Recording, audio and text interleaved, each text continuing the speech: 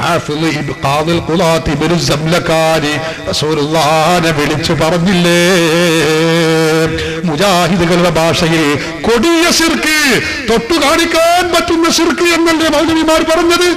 ആ റസൂലുള്ളാഹിനെ വിളിച്ചുകൊണ്ട് പറയുന്നു, യാ സയ്യിദി യാ റസൂലല്ലാഹി യാ അമലി യാ മൻ അലൂദു ബിഹി ഇൻസല്ലത്തിൽ ഖദമു. എന്റെ പ്രത്യാശയായ നേതാവായ നബിയേ, കാലുകൾ വഴുതി വീഴുന്ന ദിവസത്തിൽ എനിക്ക് അഭയം പ്രാപിക്കാനുള്ള നബിയേ. ഹാഫിള് ഇബ്നു സംലക്കാനി 1,00,000 ഹദീസെങ്കിലും മനപ്പാടമുള്ളവർക്കാണ് ഹാഫിള് എന്ന് പറയുക. റസൂലുള്ളാഹിനെ വിളിച്ച് സഹായം ചോദിക്കുന്നു. ശിർക്കാണോ ഇത്? ഇവിടെ ബുദ്ധിയുള്ള ഈ രാജ്യത്തുള്ള വിശ്വാസികൾ ചിന്തിക്കണം. അല്ലാഹു അല്ലാത്തവരോട് വിളിച്ചു പ്രാർത്ഥിക്കുന്നു സുന്നികൾ മുശ്രിക്കുകളാണെന്ന് വലിയ വായിൽ 101 തവണ ആവർത്തിക്കുന്ന മുജാഹിദുകളോടാണ് ഞങ്ങൾക്ക് ചോദിക്കാനുള്ളത്. നിങ്ങൾക്ക് അല്ലാഹു നൽകിയ ബുദ്ധി കൊണ്ട് നിങ്ങൾ ചിന്തിക്കണം. ഇവരൊക്കെ ഖുർആനും സുന്നത്തും പഠിച്ചിട്ടുള്ള പണ്ഡിതന്മാരാണ്. റസൂലുള്ളാഹിനെ വിളിച്ചു പറയുന്നത് എന്താണ്? അഷ്കൂ ഇലൈക ദുനൂബൻ അൻത തഅലമുഹാ ഇല്ലം തകുൻ മുദ്രികി ഹഫത് ബിയന്നിഖമു. നബിയെ, തങ്ങൾ എന്നെ പിടിച്ച് രക്ഷപ്പെടുത്തിയിട്ടില്ലെങ്കിൽ ഞാൻ ഒരുപാട് തെറ്റ് ചെയ്തവനാണ്. തങ്ങൾക്കറിയാമല്ലോ നബിയെ, തങ്ങൾ എന്നെ പിടിച്ച് രക്ഷപ്പെടുത്തിയിട്ടില്ലെങ്കിൽ ഇല്ലം തകുൻ മുദ്രികി ഹഫത് ബിയന്നിഖമു. എന്നെ നാളെ പാരത്രിക ലോകത്തെ ശിക്ഷ വലയം ചെയ്യുമല്ലോ നബിയെ, തങ്ങൾ എന്നെ രക്ഷപ്പെടുത്തണം നബിയെ. ആരാത് പറയുന്നത്? സമസ്തക്കാരല്ല, സമസ്തയുടെ പണ്ഡിതന്മാരല്ല, 100 നൂറ്റാണ്ട് മുമ്പ് ജീവിച്ച മഹാപണ്ഡിതന്മാർ, ഖുർആനും സുന്നത്തും പഠിച്ചവർ, ലോകത്ത് പ്രചരിപ്പിച്ചവർ. കഴിഞ്ഞോ ബഹുമാനപ്പെട്ട ഹാഫിള് അബൂ അബ്ദുല്ലാഹി മുഹമ്മദ് ഇബ്നു ഖാസിം റളിയല്ലാഹു മഹാനവർകൾ റസൂലുള്ളാഹിനെ വിളിച്ചു പറയുന്നു. സഹോദരന്മാരെ, എത്ര ആളുകൾ അല്ലാഹുവിന്റെ റസൂലിനെ വിളിച്ചുകൊണ്ട് അവർ പറയുന്നത് നോക്ക് നിങ്ങൾ. യാ ബഹ്ജത്തദ്ദീനി വദ്ദുൻയാ വനൂറഹുമാ വഖൈറ മുദ്ദഖിരിൻ യൗമൽ ലിമുദ്ദഖരി. റസൂലുള്ളാഹിനെ വിളിച്ചുകൊണ്ട് പറയുന്നു, ഇശ്ഫഅലി അബ്ദിൻ ശജീൽ ഖൽബി മുതരിഫി ബിമാ ജനാഹു മിനൽ ആസാമി വന്നുകരി. നബിയെ, ഞാൻ ഒരുപാട് തെറ്റ് ചെയ്തിട്ടുണ്ട് നബിയെ, എനിക്ക് നിങ്ങൾ നാളെ ആഖിറത്തിൽ ശഫാഅത്ത് ചെയ്യണം നബിയെ. ഫകുല്ലി ശഫീഅൻ ഫീ ദുനൂബി ഇന്നഹാ തഅലമു ഹസ്റൻ അൻ യുഹീതാ ബിഹൽ അദ്ദു.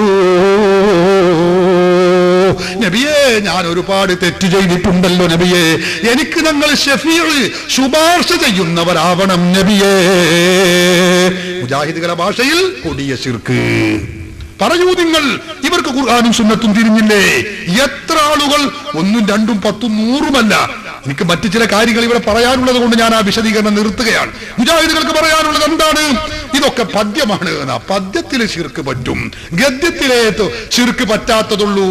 എവിടെ നിന്ന് കിട്ടി ഈ വാദം എന്നാണ് എനിക്ക് ചോദിക്കാനുള്ളത്. ഖുർആന്റെ ആയത്ത് കൊണ്ട് നിങ്ങൾ ഇത് തെളിയിക്കണം. അടുത്ത പ്രാവശ്യം മൗലവി വരുമ്പോ ഇത് പറയണം. പദ്യത്തിലാണെങ്കിൽ ശിർക്ക് റസൂലുള്ളാഹിനെ വിളിച്ച് ഇസ്തിഗാസ ചെയ്യാം എന്ന് ഇന്ന ആയത്തിലുണ്ട്. ആ ആയത്ത് കേൾക്കാൻ ഈ രാജ്യത്തെ ജനങ്ങൾക്ക് കൗതുകമുണ്ട്, താല്പര്യമുണ്ട്. ആ ഹദീസ് കേൾക്കാൻ ഈ രാജ്യത്തെ ജനങ്ങൾക്ക് താല്പര്യമുണ്ട്. സഹോദരന്മാരെ, കല്ലുവെച്ച നുണ. എവിടെന്നാണ് മൗലവിമാർക്ക് ഇത്തരം വിഷലിപ്തമായ വാദങ്ങൾ ലഭിക്കുന്നത് എന്നാണ് എനിക്കറിയാത്തത്. ഞാൻ ഒന്നുകൂടി പറയട്ടെ, ഇനി പദ്യത്തിൽ നടക്കൂല, ഗദ്യത്തിൽ തന്നെ വേണമെന്നാണോ? എന്നാ ഞാൻ അത് കാണിച്ചു തരാലോ. നിങ്ങൾ ഈ വാദം അവസാനിപ്പിക്കുമോ? ഖുർആനും സുന്നത്തും പഠിച്ചവരാണെന്ന് ലോകം വിധി എഴുതിയ മഹാപണ്ഡിതന്മാര്, ഖുർആനും സുന്നത്തും പഠിപ്പിച്ചവർ, പ്രചരിപ്പിച്ചവർ, മുജാഹിദുകൾക്ക് കൂടി സ്വീകാര്യരായിട്ടുള്ള ആളുകൾ എത്ര പണ്ഡിതന്മാര്. ഞാൻ ഒന്ന് പറയട്ടെ, ബഹുമാനപ്പെട്ട മുഹയ്യിദ്ദീൻ നവവി ഇമാം നവവി റളിയല്ലാഹു അൻഹു തന്റെ വിശ്രുതമായ ഗ്രന്ഥം, നിങ്ങൾക്കറിയില്ലേ, ലോക പ്രശസ്ത ഗ്രന്ഥമാണിത്, അൽ മജ്മൂ എന്ന് പറയുന്ന ഗ്രന്ഥം. മുജാഹിദ് മൗലവി പഠിച്ചു വെച്ചോ, മൗലവിമാർ റെക്കോർഡ് ചെയ്യുന്നുണ്ടെങ്കിൽ അത് ശരിക്ക് രേഖപ്പെടുത്തി വെച്ചോ. പദ്യത്തിലേ ശിർക്കുള്ളൂ, ശിർക്കില്ല, ഗദ്യത്തിലേ ശിർക്കുള്ളൂ എന്ന് നിങ്ങൾ പറഞ്ഞില്ലേ? എന്നാൽ പദ്യമല്ല ഇനി ഞാൻ പറയാൻ പോകുന്നത്, ഗദ്യമാണ്. ഇതാ വ്യക്തമായി എഴുതി വെച്ചിരിക്കുന്നു. ഇമാം നവവി റഹിമഹുല്ലാ, പഠിച്ചോളൂ മൗലവിമാരെ. ഈ മുനീർ മൗലവിക്ക് ഷീട്ട് കൊടുക്കുന്ന മൗലവിമാരോട് ചോദിച്ച് മറുപടിയുമായി വരണം നിങ്ങൾ. കഴിഞ്ഞ പ്രാവശ്യം പദ്യത്തിൽ ശിർക്കില്ല, ഗദ്യത്തിലെ ശിർക്കുള്ളൂ എന്ന് പറഞ്ഞെങ്കിൽ കേട്ടോളൂ, ഇമാം നവവിയുടെ വിശ്രുതമായ ഗ്രന്ഥമാണിത്. സംശയമുള്ള മൗലവിമാരുണ്ടെങ്കിൽ കടന്നു വരാം, നോക്കാം, ഉറപ്പുവരുത്താം, സംശയം തീർക്കാം. പക്ഷെ അറബി അറിയണമെന്നേ ഉള്ളൂ. ഹർക്കത്തിട്ടിട്ടില്ല, അങ്ങനെ ഒരു പ്രത്യേകത ഉണ്ട്. ഹർക്കത്തിടാത്ത അറബി വായിക്കാൻ കഴിയുന്ന മൗലവിമാരുണ്ടെങ്കിൽ, മുജാഹിദുകളുണ്ടെങ്കിൽ വരാം. എന്താണ് ഇമാം നവവി റഹിമഹുല്ല പറയുന്നു? ആരംഭ റസൂലുള്ളാഹി സ്വല്ലല്ലാഹു അലൈഹി വസല്ലമ തങ്ങളുടെ സാന്നിധ്യത്തിൽ ചെന്നുകൊണ്ട്, ഞാൻ വളരെ വിശദീകരണം ചുരുക്കുകയാണ്, സഹോദരന്മാര് ചിന്തിക്കണം, വിശദമായ ഭാഗമാണ്. റസൂലുള്ളാഹി സ്വല്ലല്ലാഹു അലൈഹി വസല്ലമ തങ്ങളെ സിയാറത്ത് ചെയ്യുന്ന അദബുകൾ വിവരിക്കുകയാണ്. റസൂലുള്ളാഹി തങ്ങളോട് സലാം പറയണം, പിന്നെ സിദ്ദീഖുൽ അക്ബറിനോട് സലാം പറയണം, പിന്നെ ഉമറുൽ ഫാറൂഖിനോട് സലാം പറയണം. എന്നിട്ട് ഇമാം നവവി പറയുന്നു, സുമ്മ യർജിഉ ഇലാ മൗഖിഫിഹിൽ അവ്വലി. ഒന്നാമത് സലാം പറഞ്ഞ ഭാഗം, ആരംഭ റസൂലുള്ളാഹി സ്വല്ലല്ലാഹു അലൈഹി വസല്ലമ തങ്ങളോട് സലാം പറഞ്ഞ ഭാഗത്ത് അവൻ തിരിഞ്ഞു വരണം. എന്നിട്ടോ അവൻ നിൽക്കേണ്ടത് എങ്ങനെയാണ്? ഖുബാലത വജ്ഹി റസൂലില്ലാഹി, അല്ലാഹുവിന്റെ റസൂലിന്റെ മുഖത്തേക്ക് തിരിഞ്ഞുകൊണ്ടാണ് നിൽക്കേണ്ടത്. റസൂലുള്ളാഹി തങ്ങളെ കഅബയിലേക്ക്, ഖിബലയിലേക്ക് തിരിച്ചുകൊണ്ടാണല്ലോ ഖബറിൽ എല്ലാവരെയും കിടത്താറുള്ളത്. നമ്മൾ ഖിബലയിലേക്കല്ല തിരിയേണ്ടത്, ഖുബാലത വജ്ഹി റസൂലില്ലാഹി, അല്ലാഹുവിന്റെ റസൂലിന്റെ മുഖത്തിന്റെ ഭാഗത്തേക്കാണ് തിരിയേണ്ടത്. റസൂലുള്ളാഹിന്റെ മുഖത്തേക്ക് നമ്മുടെ മുഖമാകുന്ന രൂപത്തിൽ അവിടെ ഇങ്ങനെ നിൽക്കണം. വിവരമുള്ള മുജാഹിദുകളെ പഠിച്ചോളൂ നിങ്ങൾ. അറബി അറിയുന്നവരുണ്ടെങ്കിൽ പഠിച്ചോളൂ, വിവരമില്ലാത്തവർ ഇത് ശ്രദ്ധിക്കുകയും ചെയ്തോളൂ. നിങ്ങൾ ഇതിന് അടുത്ത പ്രാവശ്യം ഇതിന് മറുപടി പറയണം. ഇത് പദ്യമല്ല, ഗദ്യമാണ്. ഇമാം നവവി തന്റെ ശറഹുൽ മുഹദ്ദബിൽ മജ്മൂഇൽ രേഖപ്പെടുത്തി വെക്കുകയാണ്. എന്നിട്ട് റസൂലുള്ളാഹിന്റെ റൗളാ ശരീഫിന് മുമ്പിൽ അവിടെ ഇങ്ങനെ നിന്നുകൊണ്ട് എന്തു ചെയ്യണം? വയതബസ്സലു ബിഹി ഫീ ഹഖ്ഖി നഫ്സിഹി.